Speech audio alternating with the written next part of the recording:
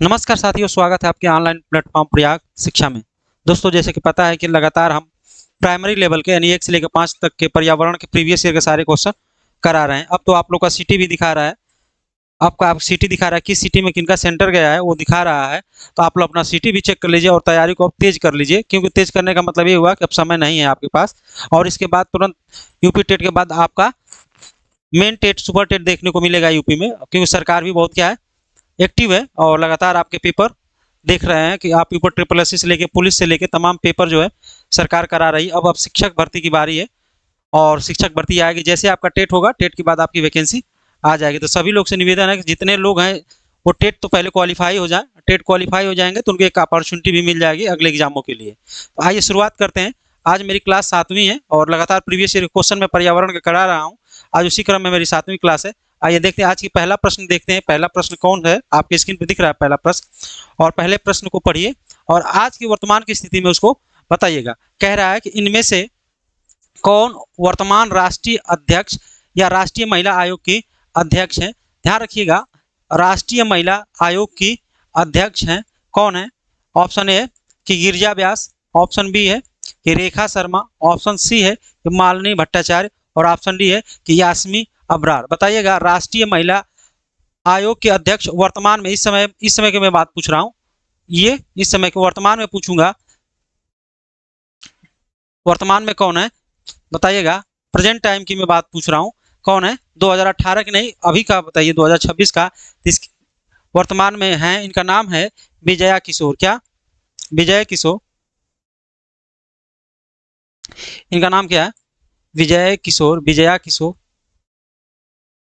ये है वर्तमान में, यही है विजया किशोर रहाटकर हैं। ये भारत की महिला आयोग की अध्यक्ष हैं, विजया किशोर रहाटर हैं। और ये कब तक रहेंगी? ये 2026 तक इनका पद है, 2026 तक रहेंगे। 2024 में इनका चुनाव हुआ था और 2026 तक ये रहेंगी। पहले रेखा शर्मा थी, लेकिन अब वर्तमान में रेखा शर्मा की जगह पे ये विजया किशोर आ गई है। ध्यान रखिएगा, ये विजया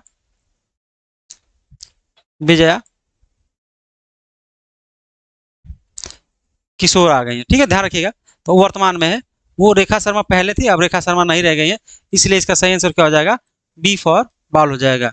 आइए अगले प्रश्न की मैं बात करता हूं। अगला प्रश्न 2 नंबर का प्रश्न है कि लोकसभा, ध्यान रखिएगा, लोकसभा और राज्यसभा की संयुक्त बैठक किसके द्वारा आहूत की जाती है। ऑप्शन ए है कि राष्ट्रपति, ऑप्शन बी है कि लोकसभा अध्यक्ष के द्वारा, ऑप्शन सी है कि संसद के द्वारा और ऑप्शन डी है कि राज्यसभा के सभापति के द्वारा। इसका सही आंसर बताइए क्या है? इसका सही आंसर बताइएगा, अगर मैं बात करूं संयुक्त अधिवेशन की मैं बात करूं किस अनुच्छेद के अंतर्गत होता है, तो यह अनुच्छेद 108 के तहत किया जाता है। संयुक्त राष्ट्र अधिवेशन की बैठक कौन कराता है? तो इसमें लोकसभा और राज्यसभा के बीच कोई बिल पे मतभेद हो जाता है तो राष्ट्रपति दोनों का संयुक्त अधिवेशन की बैठक कराता है, जिसकी अध्यक्षता कौन करता है?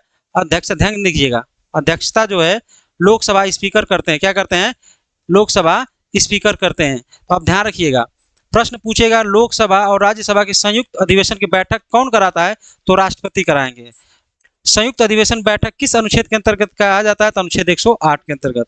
संयुक्त अधिवेशन की अध्यक्षता कौन करता है? तो लोकसभा स्पीकर करते हैं। तो इसके हिसाब से आपका क्वेश्चन कौन सा सही हो जाएगा? ऑप्शन, तो ऑप्शन संयुक्त बैठक किसके द्वारा आहूत की जाती है, किसके द्वारा बैठाया जाता है, इसका सही आंसर हो जाएगा राष्ट्रपति। लेकिन यही अध्यक्ष पूछता है कि इसकी अध्यक्षता कौन करता है, तब लोकसभा अध्यक्ष होता। ठीक है, और किस अनुच्छेद के अंतर्गत आता है? तो अनुच्छेद 108। अगला प्रश्न 3 नंबर का, संविधान के किस भाग में पंचायती राज व्यवस्था संबंधित प्रावधान दिए गए हैं, अर्थात पंचायती राज व्यवस्था का संबंध किस भाग से है? ऑप्शन ए कि 11, ऑप्शन बी है कि 6, ऑप्शन सी है कि 3 और ऑप्शन डी है कि 4। आपको पता है कि पंचायती राज का जो संबंध है किस भाग से है, किस भाग से है दोस्तों? तो इसका सही आंसर बता रहा राकेश जी, 11 भाग से संबंधित है। और पंचायती राज को लाने के लिए संविधान में 73वें और 74वें संविधान संशोधन किया गया था। संविधान का क्या किया गया था? संशोधन किया गया था। तो ये बात ध्यान रखिएगा, आगे प्रश्न यहाँ से मिलेंगे और आपको भी। देखिए 74वां संविधान संशोधन का संबंध है, 74वां संविधान संशोधन का संबंध है। ऑप्शन ए है कि ग्रामीण स्थानीय स्वशासन से, ऑप्शन बी है कि शहरी स्थानीय स्वशासन से, सी है कि राष्ट्रपति की शक्तियों से, और डी है कि संसद की शक्तियों से। मैं अभी बताया कि पंचायती राज में आपको दो संशोधन देखने को मिले थे, एक 73 संविधान संशोधन मिला था, एक 74 संविधान संशोधन मिला था। 74वां संविधान संशोधन में कहा गया था कि जो शहरी क्षेत्र हैं, शहरी क्षेत्र में स्थानीय स्वशासन की बात की गई थी, अर्थात इसको कह सकते हैं कि शहरी क्षेत्र में स्थानीय स्वशासन का संबंध जो है 74वें संविधान संशोधन 1992 के द्वारा 93 के द्वारा लाया गया था। 73वें संविधान संशोधन में ग्रामीण स्वशासन की बात करता है। आइए अगले प्रश्न की तरफ चलते हैं। अगला प्रश्न आपकी स्क्रीन पे है, 5 नंबर का प्रश्न है। ये प्रश्न कई बार पूछा है और बहुत पर्यावरण का टॉप क्लास का प्रश्न हो सकता है। और किस गैस के वर्षा के पानी में घुलने से वर्षा का पानी अम्लीय हो जाता है? क्षार और अम्लीय से प्रश्न कई बार पूछा है, तो ऑप्शन बताइएगा कि हाइड्रोजन पेरोक्साइड, ऑप्शन बी है कि नाइट्रोजन मोनोऑक्साइड, ऑप्शन सी है कि कार्बन डाइऑक्साइड, या ऑप्शन डी है कि सल्फर डाइऑक्साइड। बताइएगा किस गैस के वर्षा में, यानी किस गैस के वर्षा में पानी में घुलने पर वो जल जो है अम्लीय हो जाता है? इसका सही आंसर क्या हो जाएगा आप बताइए। 5 नंबर का प्रश्न है आपकी स्क्रीन पे, आप बताइएगा इसका सही। जैसे अब बारिश होता है, जब पहली बारिश होता है तो लोग कहते हैं कि पहली बारिश में भीगा मत करिए, क्योंकि उस बारिश में क्या होता है, अम्लीय मात्रा ज़्यादा होता है, अर्थात उसमें सल्फर डाइऑक्साइड की मात्रा क्या होती है, सबसे ज़्यादा होती है। क्योंकि वो जब स्किन पर पानी गिरता है तो खुजली होने लगता है और तरह तरह की बीमारियां स्किन की होने लगती है। इसलिए देखते हैं कि पहली जो बारिश होती है उसमें अम्लीयता ज़्यादा होती है, तो उसमें सबसे ज़्यादा मात्रा अम्लीयता में देखा जाएगा तो सल्फर डाइऑक्साइड की मात्रा सबसे ज़्यादा पाई जाती है। इसलिए इसका सही आंसर क्या है, डी फॉर डॉग। अगला है 6 नंबर का, भारतीय संविधान में विधि का शासन का विचार, भारतीय संविधान में विधि के शासन का विचार कहां से लिया गया था? तो संवैधानिक स्रोत यानी संविधान के स्रोत पढ़ेंगे तो उसमें बताया गया है। तो विधि का शासन जो है कहां से लिया गया था, अर्थात किस देश से लिया गया था? ऑप्शन ए कि अमेरिका, ऑप्शन बी है इंग्लैंड, ऑप्शन सी है स्विट्जरलैंड, और ऑप्शन डी है कि आयरलैंड।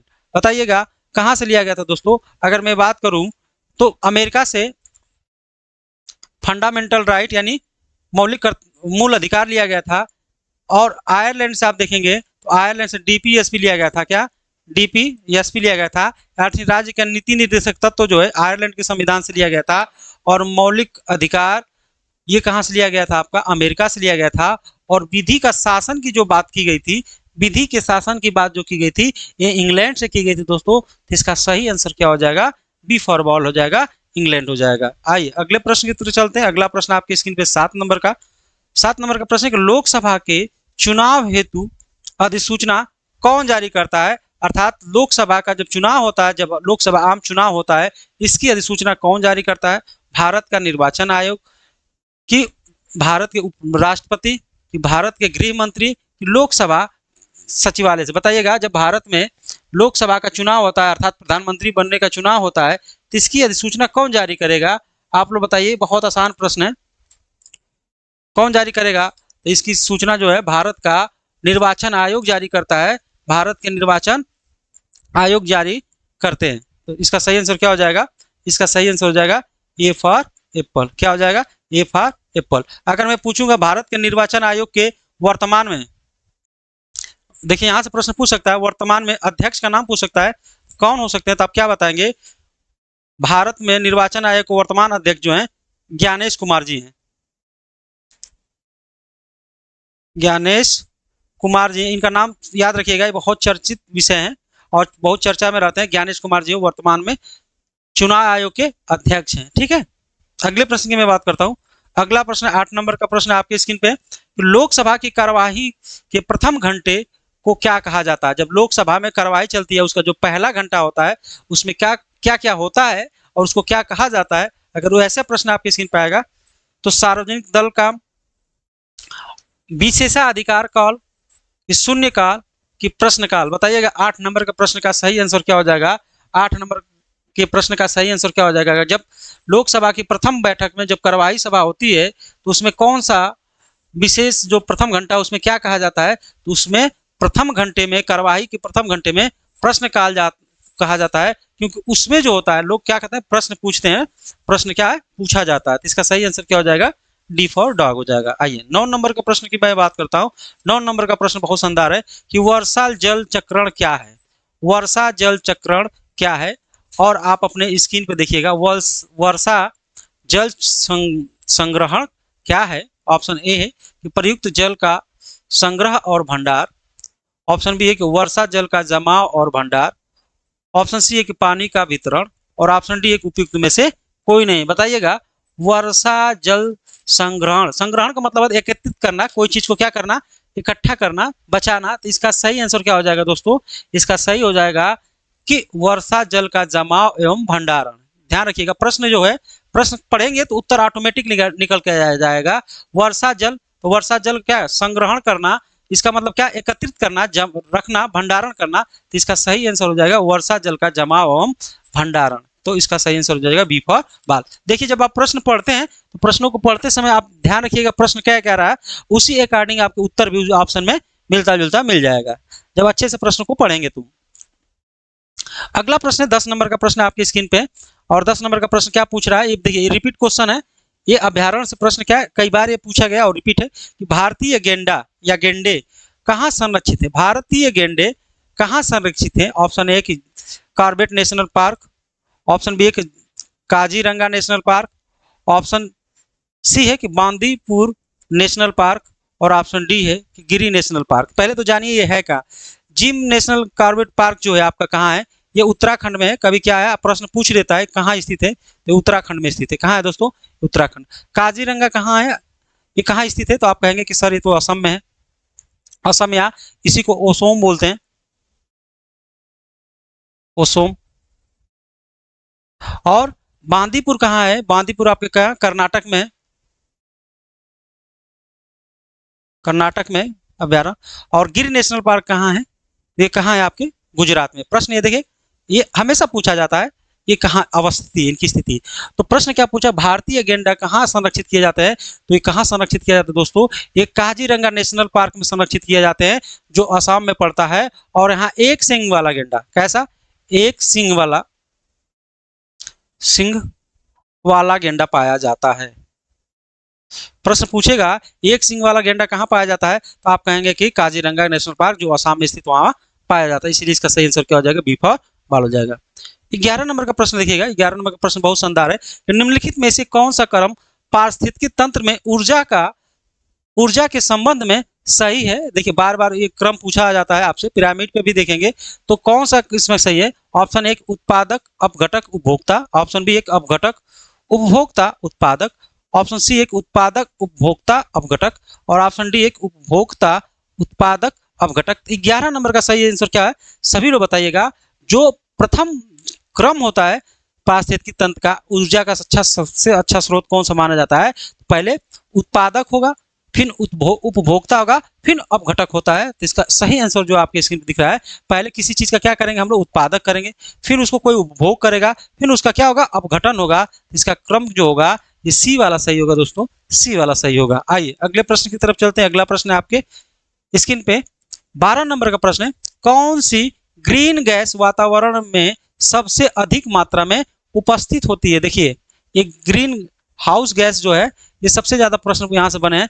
तो कौन सी गैस, ग्रीन हाउस गैस वातावरण या वायुमंडल में सबसे अधिक उपस्थित रहती है।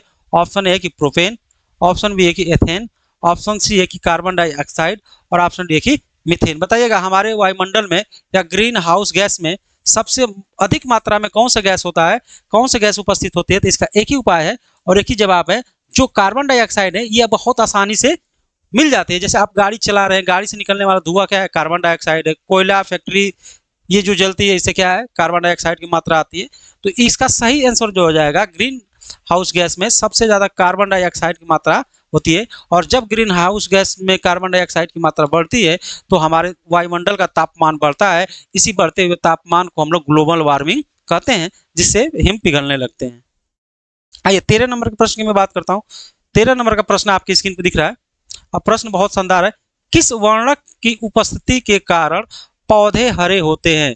किस वर्णक की उपस्थिति के कारण। आपको पता है कि जब हम लोग छोटे थे, क्लास 1 या 2 में पढ़ते थे, या 3 में पढ़ते थे तो हमको बताया जाता था कि हमारे जो ये पत्ते हैं ये किसके माध्यम से, कौन से ऐसे उसमें वर्णक पाए जाते हैं कि जो पत्ते हरे होते हैं। अगर आप याद किए होंगे बचपन में तो हम लोग एक चैप्टर मिलता था, वर्णक था और पत्तों को हरा दिखाया जाता था, पूछा जाता है किसके कारण ये हरे दिखाए जाते हैं, और ये भी बताया जाता था कि हरे पत्ते भोजन कैसे बनाते हैं। तो आपको ये पता होगा, जब ऐसी चीजें आप पढ़े होंगे तो आपको याद होगा। तो ऑप्शन ए कह रहा है कि कैरोटीनाइड के कारण, ऑप्शन बी है कि लाइकोपीन के कारण, ऑप्शन सी है कि एंथ्रोसाइनिन के कारण, और ऑप्शन डी है कि क्लोरोफिल के कारण। बताइएगा हरे पत्ते किसके द्वारा हरे होते हैं, हरे पत्तों में जो लवण होते हैं या वर्णक होते हैं किसके द्वारा ये हरा दिखता है। 13 नंबर का प्रश्न है, देखते हैं कौन सबसे अच्छा बता लेता है।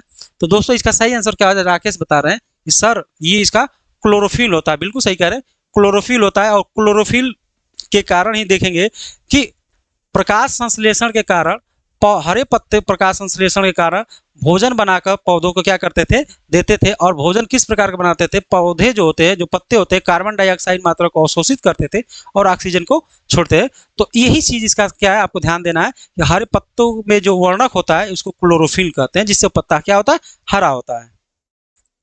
अगला है 14 नंबर का प्रश्न कि मानवीय गतिविधियां जो पृथ्वी पर जलवायु परिवर्तन के लिए जिम्मेदार है, अर्थात कौन सी ये मनुष्य के द्वारा ऐसी गतिविधि की जाती है जिससे हमारा जलवायु क्या है, प्रदूषित हो रहा है, जलवायु क्या है, समाप्त होता जा रहा है। तो ऑप्शन ए है वनों को जलाना, ऑप्शन बी है कृषि का क्रियाकलाप, ऑप्शन सी है कि एयरोसोल कैन का उपयोग, और ऑप्शन डी है उपयुक्त में से सभी। तो ये बात देखिएगा, हमारे जलवायु को परिवर्तन करने का जो प्रमुख कारण है वो एक नहीं हो सकता। हमारे जलवायु को परिवर्तन करने के कई लोग जिम्मेदार होते हैं। ऐसे लगातार वनों की कटाई हो रही है, कृषि जो किया जा रहा है, कृषि करने का कारण यह है कि कृषि में ज्यादा अब उर्वरक की मात्रा सबसे ज्यादा डाल दिया जाता है। ये भी क्या है, एक जलवायु परिवर्तन होने का मुख्य कारण होता है।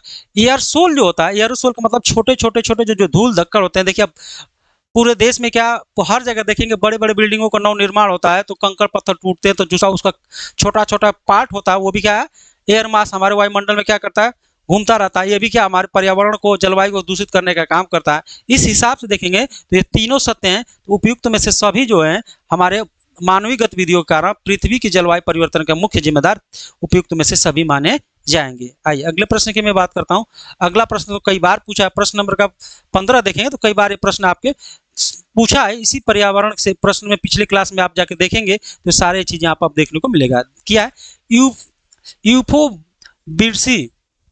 यूफोबिरसी फैमिली के कौन से फसल बायोडीजल उत्पन्न करने के लिए जानी जाती है। Option A jatropha, option B है कैंडल ट्री, ऑप्शन सी है कापर लीफ, और ऑप्शन डी है कि सर्पगंधा। तो बायोडीजल के उत्पन्न करने के लिए एक ही पौधा जो है आपकी स्क्रीन पर दिख रहा है, लगातार वो प्रश्न पूछता है जेट्रोफा। इसका क्या हो जाएगा दोस्तों, सही जेट्रोफा इसका क्या हो जाएगा, सही आंसर हो जाएगा जेट्रोफा। अगला है 16 नंबर का प्रश्न कि जड़ी बूटी की रानी सामान्यतः किस नाम से जानी जाती है, अर्थात जड़ी बूटी अगर व्यक्ति बीमार पड़ जाता है तो उसको औषधि के रूप में किसको जाना जाता है, या जड़ी बूटी की रानी किसे कहा जाता है। ऑप्शन ए है कि तुलसी, ऑप्शन बी है कि रोजमेरी, ऑप्शन सी है कि अजवाइन के फूल, कि ऑप्शन डी है कि धनिया। बताइएगा इसका सही आंसर क्या है, इसका बताइएगा। 16 नंबर का चार्ज नहीं है क्या, इसका सही आंसर क्या है बताइएगा। 16 नंबर का प्रश्न बहुत बढ़िया है, तो आप बताइए इसका सही आंसर क्या है। तो देखिए हिंदू परंपराओं में आप देखेंगे तो तुलसी को क्या माना जाता है, एक पवित्र पौधा माना जाता है। और किसी को जुकाम बुखार ऐसी बीमारियां होती है तो लोग तुरंत उसको क्या करते हैं, तुलसी के पत्ते का काढ़ा बनाकर पिलाते हैं और कहते हैं कि ये क्या एक औषधि के रूप में जानी जाती है। तो हमारे और आपके हिसाब से क्या होगा सही इसका, तो इसका सही होगा आंसर जड़ी बूटी के सही आंसर क्या हो जाएगा, ये आपका ए फॉर एप्पल हो जाएगा। तुलसी को जड़ी बूटी की रानी माना जाता है सामान्य तौर पे। ये तो आसान प्रश्न था, ये तो आराम से कर लेना जाएगा। हिंदू परंपराओं में इसको बहुत महत्व दिया गया है।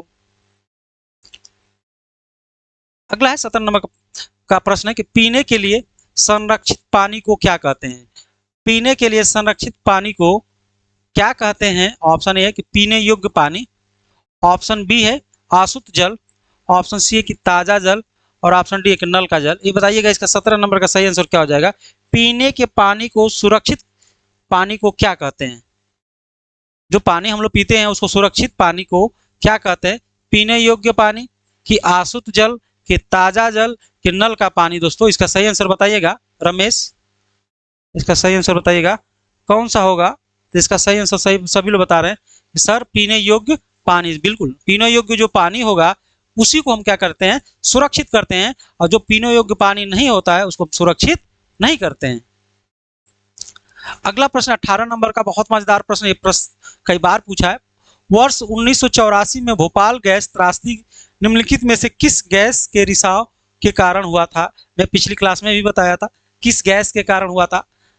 तो ऑप्शन ए कि मिथाइल आइसोसाइनाइड, ऑप्शन बी है कि नाइट्रेट ऑक्साइड, ऑप्शन सी है कि मीथेन, और ऑप्शन डी है कि कार्बन मोनोऑक्साइड। मैंने बताया था कि 1984 में भोपाल गैस त्रासदी हुआ था, उसमें लगभग 15,000 लोगों की मृत्यु हो गई थी। 15,000 लोगों की मृत्यु हो गई थी। और किस डेट को हुआ था? तो प्रश्न पूछता है 3 दिसंबर 1984 की घटना भोपाल में हुई थी। और कौन सा गैस स्रावित हुआ था? तो मिथाइल आइसोसाइनेट नामक गैस को स्रावित हुए थे, जिससे उसके इर्द गिर्द के 15,000 लोगों की क्या हो गई? मौत हो गई थी, मृत्यु हो गई थी। आइए अगला प्रश्न 19 नंबर का, विश्व पर्यावरण दिवस कब मनाया जाता है? विश्व पर्यावरण दिवस कब मनाया जाता है? ऑप्शन ए कि 2 सितंबर, ऑप्शन बी है कि 16 सितंबर, ऑप्शन डी है कि 5 जून, और ऑप्शन डी है कि 11 जुलाई। 11 जुलाई को जनसंख्या दिवस मनाया जाता है, ध्यान रखिएगा, जनसंख्या दिवस मनाया जाता है। 5 जून को आपको पर्यावरण दिवस मनाया जाता है, और आपको 16 सितंबर को ओजोन दिवस मनाया जाता है। जनसंख्या मताधिकार दिवस मनाया जाता है 11 जुलाई को, मताधिकार दिवस, ठीक है। और 5 जून को आपको पर्यावरण दिवस मनाया जाता है। 20 नंबर का प्रश्न है कि एम एस स्वामीनाथन एक हैं। एम एस स्वामीनाथन क्या हैं? तो एम एस स्वामीनाथन ध्यान रखिएगा, ये कृषि वैज्ञानिक थे। क्या थे? कृषि वैज्ञानिक थे। और इनका योगदान भारत में हरित क्रांति लाने का सबसे मुख्य श्रोता या प्रणेता माना जाता है। तो एम एस स्वामीनाथन को माना जाता था। तो ये प्रश्न निकल के आ गया कि एम एस स्वामीनाथन क्या थे। तो आपको दिख रहे हैं कि ये कृषि वैज्ञानिक थे। क्या थे ये? कृषि वैज्ञानिक थे। तो इसका सही आंसर क्या हो जाएगा?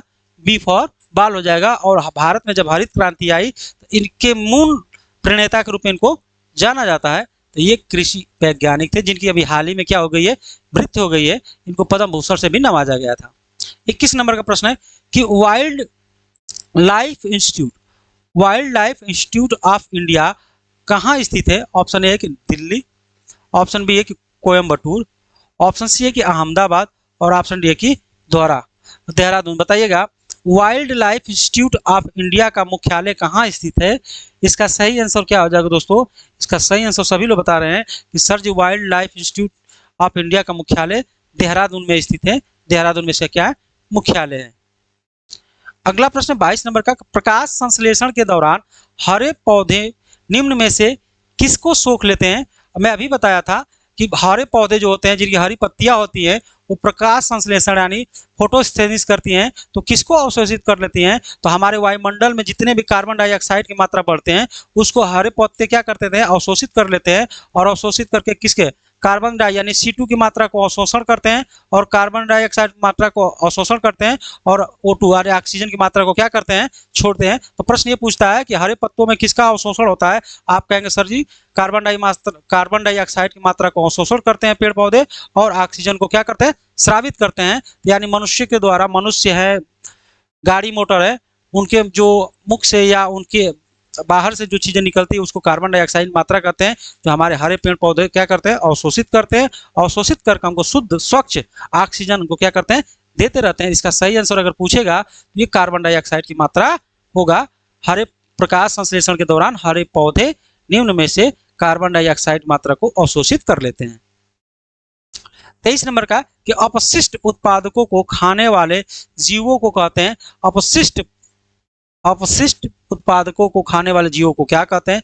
मृत भक्षी, कि मांस भक्षी, कि शक भक्षी, कि रसायन भक्षी जो अवशिष्ट उत्पादकों को खाने के लिए एक वृक्ष होता है, जिसको हम लोग मृत भक्षी कहते हैं, कि वो क्या करता है, खा जाता है, समाप्त कर जाता है। इसका सही आंसर क्या हो जाएगा, ए वाला होगा दोस्तों।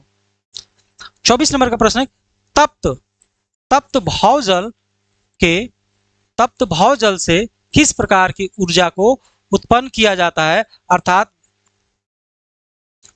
जल विद्युत ऊर्जा, कि सौर विद्युत ऊर्जा, कि भूतापीय ऊर्जा, कि नाभिकीय ऊर्जा। बताइएगा, तप्त भौजल से किस प्रकार की ऊर्जा उत्पन्न की जाती है, अर्थात गर्म जल से किसकी उत्पादन किया जाता है, तो ये भूतापीय ऊर्जा का नाम सुने होंगे। वो भूतापीय ऊर्जा जो है इसी से उत्पादन किया जाता है। तो इसका सही आंसर क्या हो जाएगा, सी वाला, कि तप्त भौजल से भूतापीय ऊर्जा का उत्पादन किया जाता है। अब देखिएगा 25 नंबर का प्रश्न, 16 घास स्थल स्थित। 16 एक प्रकार की घास है और घास का नाम क्या है, 16। 16 घास स्थल कहाँ पाई जाती है या पाया जाता है? ऑप्शन ए के पश्चिमी घाट पे, ऑप्शन बी के पूर्वी घाट पे, ऑप्शन सी के हिमालय, और ऑप्शन डी की विंध्याचल। तो बताइए 16 घास स्थल जो है ये पश्चिमी घाट पे एक विशेष प्रकार की घास है, उसका नाम क्या है, 16 घास। तो इसका सही आंसर हो जाएगा ए फॉर एप्पल, पश्चिमी घाट। आइए 26 नंबर के प्रश्न को पढ़ते हैं। भारत में पेनिकल पक्षी पेलिकल पक्षी कहाँ प्रजनन करते हैं? भारत में पेलिकल पक्षी कहाँ प्रजनन करते हैं? ऑप्शन ए केनेला पट्टू में, ऑप्शन बी है कुन्नुल कुलम में, ऑप्शन बी है कोक्कारा बेलूर में, ऑप्शन डी है उपयुक्त में से सभी। अगर यदि बात किया जाए, ये सारे स्थान दक्षिण भारत में पाए जाते हैं। ये सारे स्थान क्या, दक्षिण भारत के तमिलनाडु और कर्नाटक क्षेत्र में पाए जाते हैं, और जो पेनिकल पक्षी हैं उधर ही पाई जाती है। तो उपयुक्त में से ये सभी जगह पर ऐसा प्रजनन करती हैं। इसका सही आंसर क्या आ जाएगा, उपयुक्त में से सभी। अगला प्रश्न देखिए, मिनी माता रोग, ये ध्यान रखिएगा, मिनी माता रोग मछली खाने से होता है जिसमें अधिक मात्रा पाई जाती है। ये मिनी माता जब रोग हुआ था, ये मिनी माता रोग होने का कारण है जो हुआ, अब जापान में एक मिनी माता नामक क्या था, शहर था, वहीं के लोगों को ये रोग हुआ था, इसलिए उस शहर के नाम पे मिनी माता रोग पड़ गया था। ये मछलियों में Hg की मात्रा अर्थात पारा की मात्रा अधिक हो जाने से ये बीमारियां फैलती है, और इस बीमारी में क्या होता है कि मनुष्य का हाथ पैर कान जो होता है वो शून्य पड़ने लगता है और उससे मृत्यु होने लगती है। जब मिनी माता रोग हुआ था उस शहर में, तो वहाँ पे लगभग 3000 लोगों की मृत्यु हो गई थी।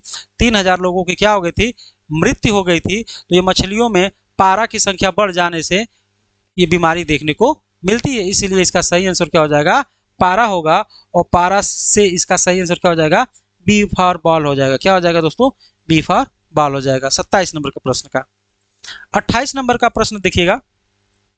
28 नंबर का प्रश्न, ओजोन परत का अधिकतम ह्रास निम्नलिखित में से किस पर हुआ था? अर्थात ओजोन परत का सबसे ज्यादा ह्रास या क्षति किस तरफ हुआ था? ऑप्शन ए उत्तरी ध्रुव, ऑप्शन बी है दक्षिणी ध्रुव, ऑप्शन सी है भूमध्य रेखा, और ऑप्शन डी उपयुक्त में से कोई नहीं। बताइएगा इसका सही आंसर क्या हो जाएगा, ओजोन परत का सबसे ज्यादा ह्रास कहाँ हुआ था? तो इसका सही ह्रास जो हुआ था ये दक्षिणी ध्रुव पर हुआ था। कहाँ पे हुआ है, दक्षिणी ध्रुव पे। और दक्षिणी ध्रुव पे इंग्लैंड के एक दल गया था, इंग्लैंड का या ब्रिटिश का एक दल गया था। कब गया था, 1985 1985 में देखा, वहां पे देखा कि ओजोन परत का जो परत है उसका क्षरण हो रहा है, वो क्या हो रहा है, कम होता जा रहा है। तो दक्षिणी ध्रुव पर देखा गया था। किस दल के द्वारा देखा गया था? तो आप कहेंगे ब्रिटिश दल गए थे, तो उसके द्वारा देखा गया था।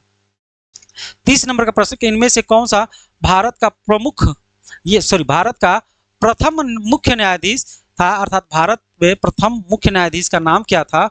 ऑप्शन ए कि M Patanjali Sastri, option B है कि मेहर चंद्र महाजन, ऑप्शन सी है कि हीरालाल जे कार्निया, और ऑप्शन डी है कि एस आर दास। इसका सही आंसर बताइएगा दोस्तों। ये बहुत आसान प्रश्न है कि भारत का प्रथम मुख्य न्यायाधीश कौन थे? सही लोग बता रहे हैं, राकेश बता रहे हैं सर जी, हीरालाल जे कार्निया। ये इनका जो कार्यकाल था ये 1950 से लेकर 1951 तक भारत के मुख्य न्यायाधीश के रूप में कार्य किए थे। अगला प्रश्न 30 नंबर का प्रश्न है, रेड डाटा बुक किसके से संबंधित है? रेड डाटा बुक किससे संबंधित है? रेड डाटा का मतलब होता है, रेड मीन्स क्या होता है, खतरा। तो ऐसा डाटा जो प्रजाति क्या समाप्त हो जाती है या समाप्त होने या विलुप्त होने के कगार पे है, उसको लिखा जाता है, बताया जाता है। उसी लिखे और बताए जाने का एक पुस्तक होता है जिसको रेड डाटा कहते हैं, कि रेड डाटा की सूची में डाल दिया जाता है कि ऐसी प्रजातियां जो क्या हैं, विलुप्त होती जा रही है, जिनकी संख्या कम हो जाती है, उसको रेड डाटा के अंतर्गत लिखा जाता है। जैसे ऑप्शन ए कि नदी प्रदूषण, ऑप्शन बी है कि घटता हुआ भूगर्भ जल, कि विलुप्त के करीब जीव, कि वायु प्रदूषण। तो मैं भी बताया कि जैसा जीव जंतु जो क्या है विलुप्त हो रहे हैं, समाप्त होने की कगार पे है, उसको या उनके बारे में लिखा जाता है, रेड डाटा बुक में उसको क्या दर्जा दिया जाता है। प्रश्न ये बनता है कि रेड बुक डाटा जो है कौन जारी करता है? तो रेड बुक डाटा जो है कौन जारी करता है? तो IUCN एक संस्था है, और इस संस्था के यहाँ यूएनए पर इसका नाम है international union for conservation of nature के द्वारा ये जारी किया जाता है। और पूरे विश्व में जो भी जीव जंतु समाप्त होने या विलुप्त होने के कगार पे है, उसको रेड डाटा के अंतर्गत लिख दिया जाता है। तो दोस्तों ये इसका सही आंसर हो जाएगा सी फॉर कैट। तो आज की क्लास कैसी लगी आप लोग कमेंट बॉक्स में जरूर बताइएगा, और सभी लोग एक प्रीवियस ईयर क्वेश्चन को जरूर देखिए, अपना फीडबैक बताइए। तो मिलते हैं अगली क्लास में, तब तक के लिए जय हिंद,